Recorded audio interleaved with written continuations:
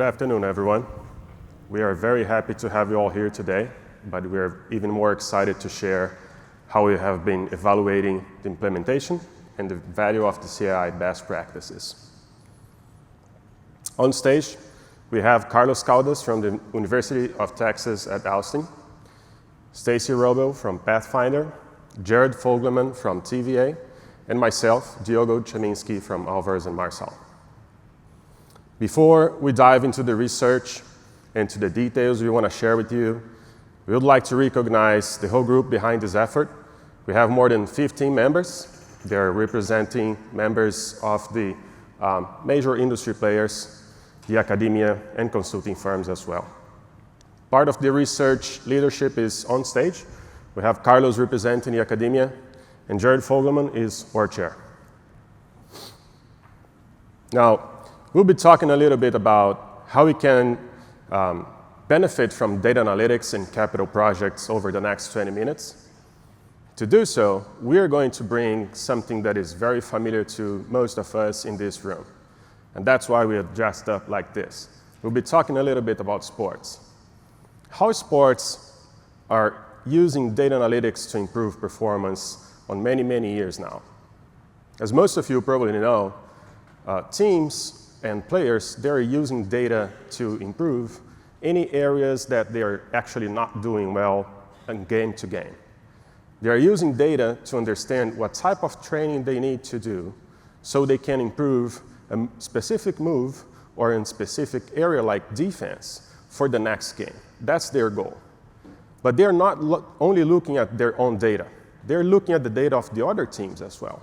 They need to compare if they are doing well as the same other team is doing in the same way. They can also use data to map what type of player they need to bring to their team for the next season to fulfill an area that their team are not doing well right now. That's the same thing for our industry. In construction, data analytics helps also for many years to identify performance gaps, but also opportunities for improvement. Now, this is a quote from a very famous movie. Who watched Moneyball?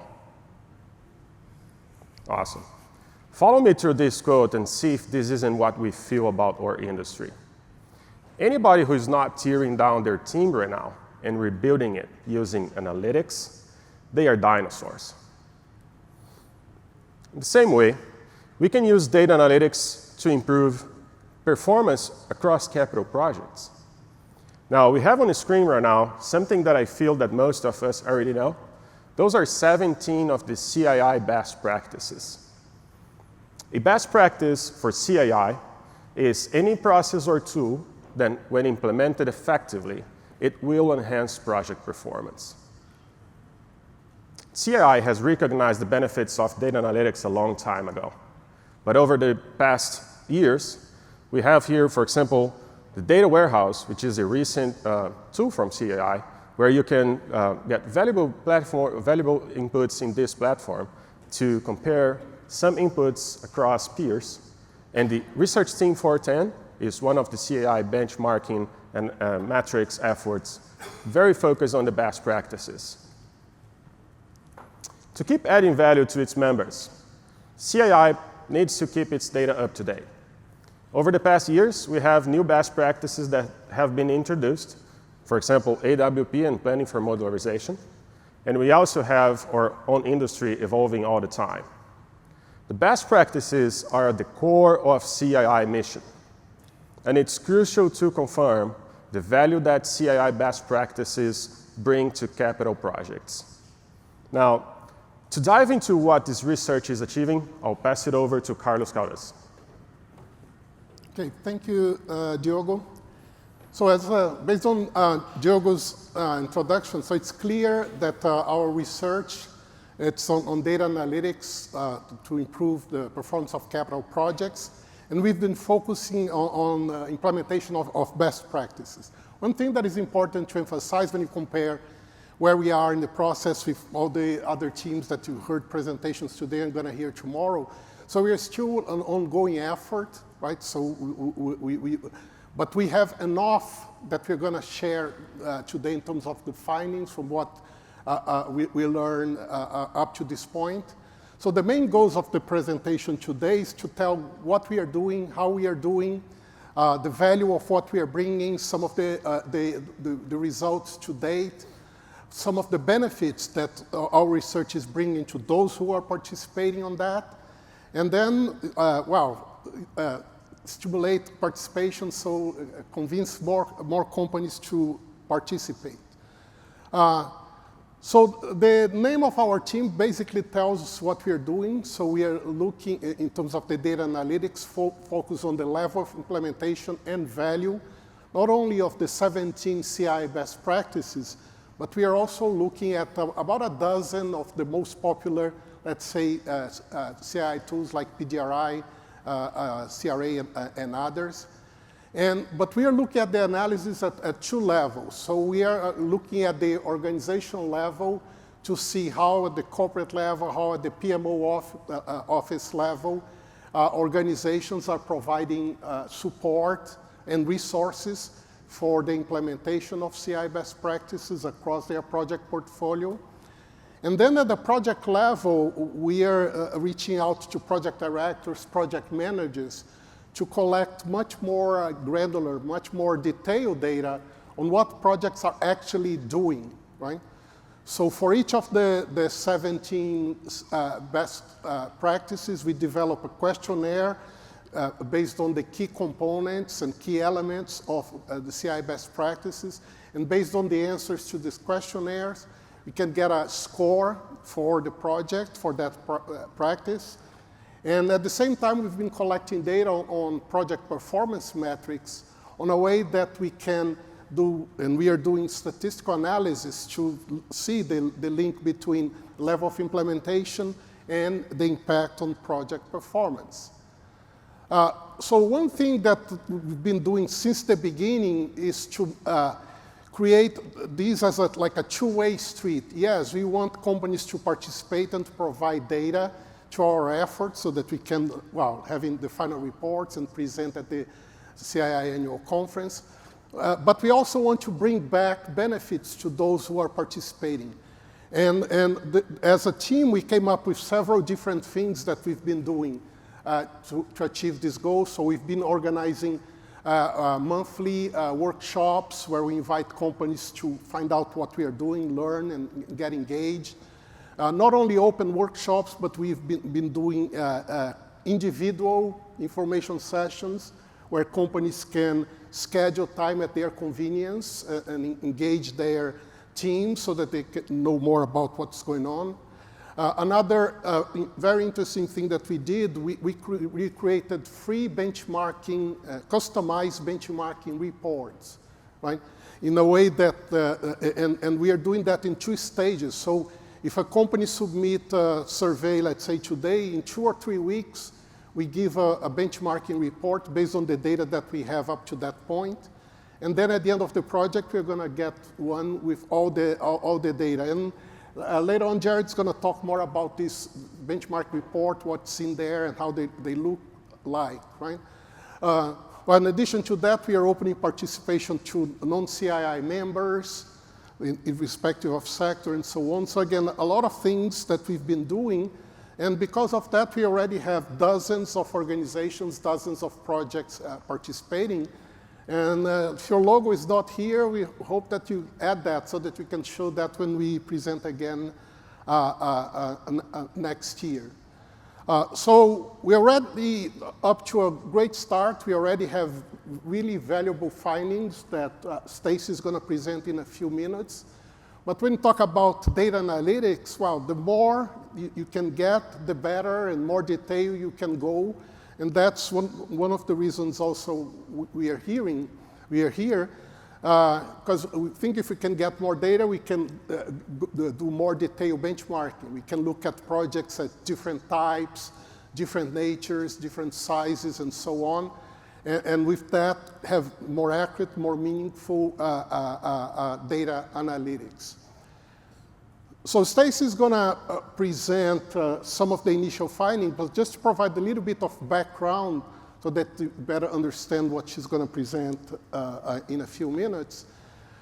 So the way that we are evaluating the level of use, the level of implementation of best practices, we came up with a very simple questionnaire for each of the practices. And the way that we developed those were looking at the key CII publications on the topic. We identify what are the main components, the main elements. So what does CII tell? Oh, if I want to implement change management, what do I need to do? Or AWP, or planning for startup, right? So on average, for each practice, there are like around 15 of these questions. Most of them are kind of yes, no, are you doing that, yes or no?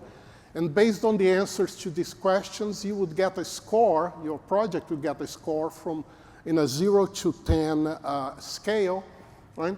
And based on all the data that we get from the different projects, yeah, we divide in quartiles so that, again, you can compare your score against the others for each of the 17 best practices. When it comes to analyzing the value of best practice, that's why we have to look also at the project performance. The metric that we've been using more commonly is the cost and schedule growth, right, which is a percentage. And just for you to understand, if I say, oh, it's a cost growth, it's 10%, what it means is that, well, your actual cost at the end of the project was 10% higher than the baseline, the estimated cost, right? If it was minus 10%, means that, well, your actual cost was lower than your estimated cost. So in this case, the lower the number, the better. And the same applies to schedule. Like schedule will be duration, right? So positive schedule growth means that the actual duration was higher than what was the baseline. So you're looking into that. And then to look at the impact of the best practices, now that we have the scores for each of these practices for all the projects, we can divide in groups, and we divided in groups, the high use group, the low use group, and then from that you can compare, for example, in the figure on the slide, you look at the high use group with a 14% better performance than the low use group for a particular practice. So again, this provides an overview of kind of the methodology that we're using. But now to share some of the findings and what we're learning, pass it to Stacy. Thank you, Carlos. So what are we learning? We all love data, so I'm going to be sharing with you some of our initial data, the trends and insights that we found thus far. First, we're going to look at our organizations. As Carlos mentioned, we have 28 companies that have submitted organization surveys so far. One thing you'll see from looking at this chart is that all of our best practices are being implemented, which is great. You'll also notice that over half of them have 80% implementation or higher, which is fantastic. If you look at the very high end, we've got 2 that are at 96%, so project risk assessment and front-end planning. And then 2 others that are above 90%. So we have our zero accidents techniques and quality management. When we look at our project data set, and we have 47 projects so far, most companies, when they submit organizational surveys, also submit projects, usually various projects, different sizes, maybe different locations, different business units. And so of our 47 project data set, you'll see again that all of our best practices are being implemented. We have 1 that's above 90%, and that's our zero accidents techniques. And then we have 5 others that are above the 80% implementation mark. Now, one thing to keep in mind about this data set, it's all projects aggregated. So as Carlos mentioned, the more data we get, the more we'll be able to really slice and dice this data. have brownfield versus greenfield, large projects, small projects. So again, we need more data so we can really dig into this even further. Okay, so we're going to share with you today 3 of the best practices and some of the insights. But first, let me ask you a question. How many of you are implementing lessons learned on your projects? Just show of hands. Okay, great. So as you saw from the previous chart, this is one of our highest implemented best practice, so at 81%. Now our scores for this one ranged from 0.9 to 10, but we had 50% below a 5.4. So the message here is even for those best practices that are widely implemented, there's still room for improvement. Now, when we dig into the data further, we found that only 50% of the projects have consistent adherence to their work process for submitting and collecting these lessons learned, which, as you know, it's really important as we try to institutionalize these lessons and try not to relearn the lessons.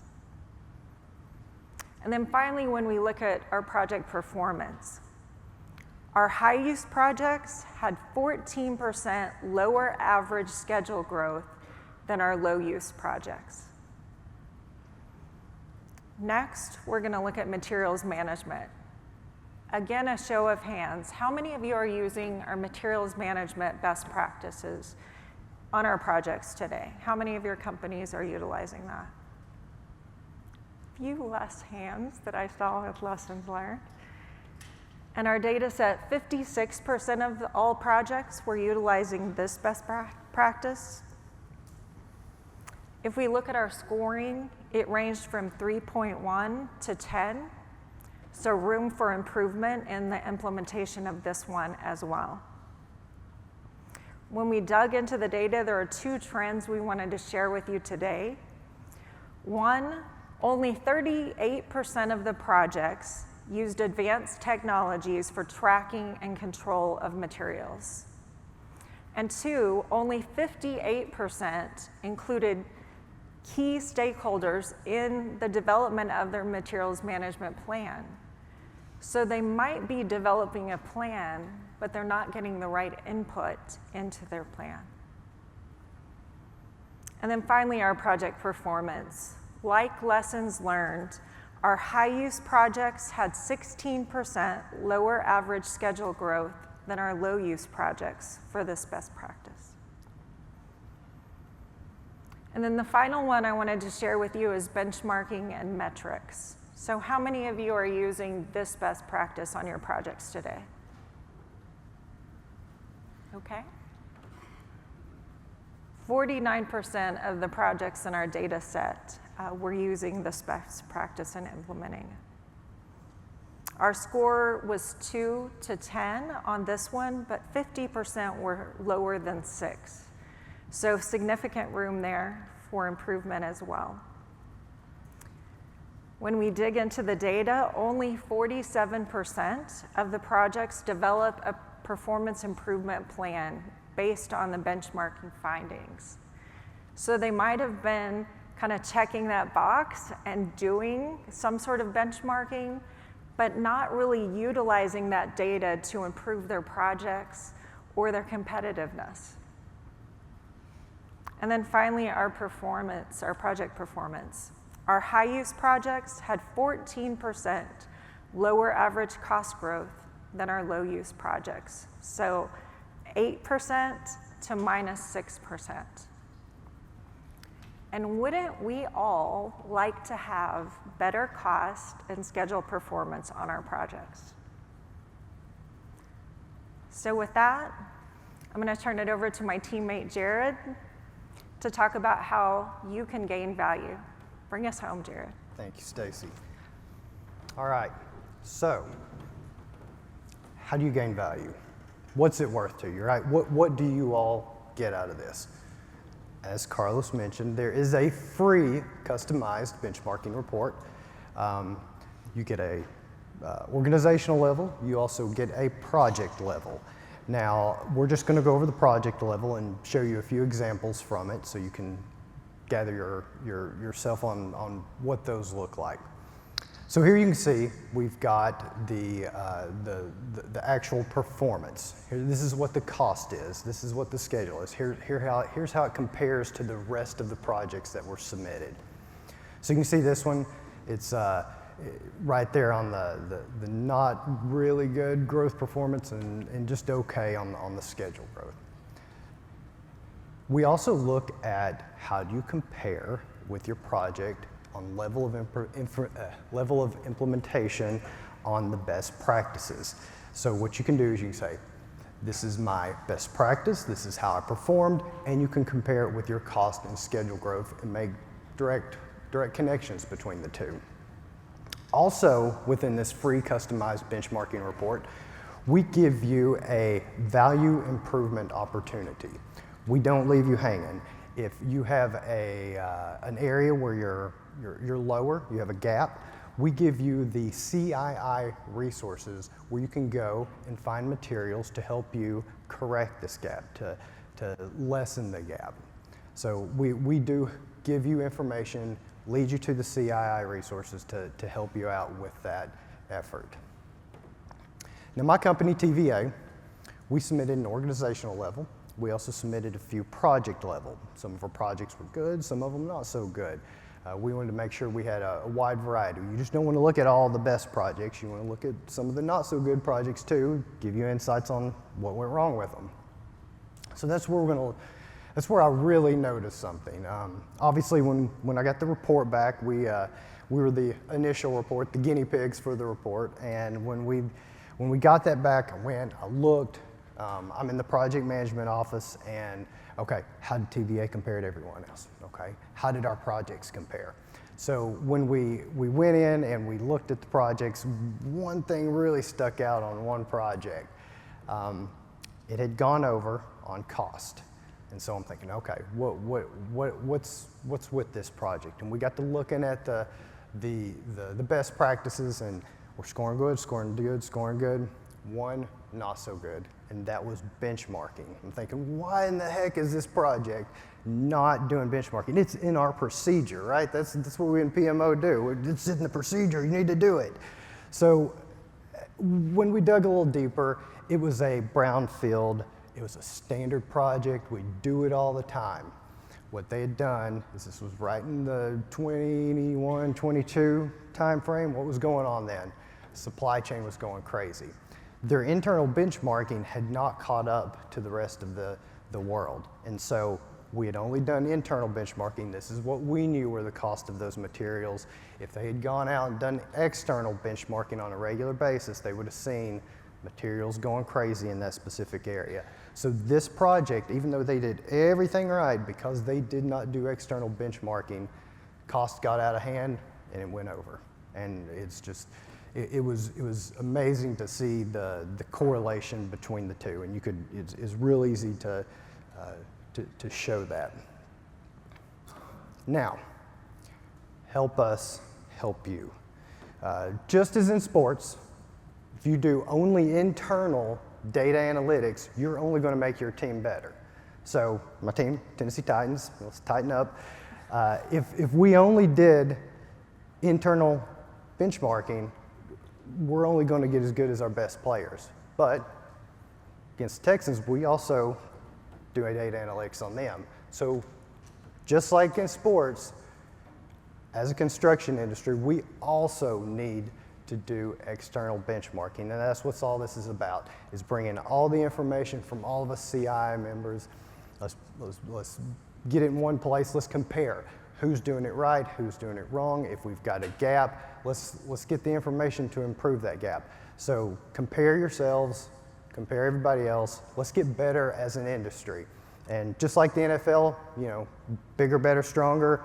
Same thing with projects. Better cost, better schedule, better projects. So, as far as what to do now, you'll notice we've got the QR code. With this QR code, that will take you to a site that gives you information. It also gives you information on the what we're doing, as well as the info sessions that we hold. But most of all, come down, visit our booth. We've got in Bay, he's been down there most of the time.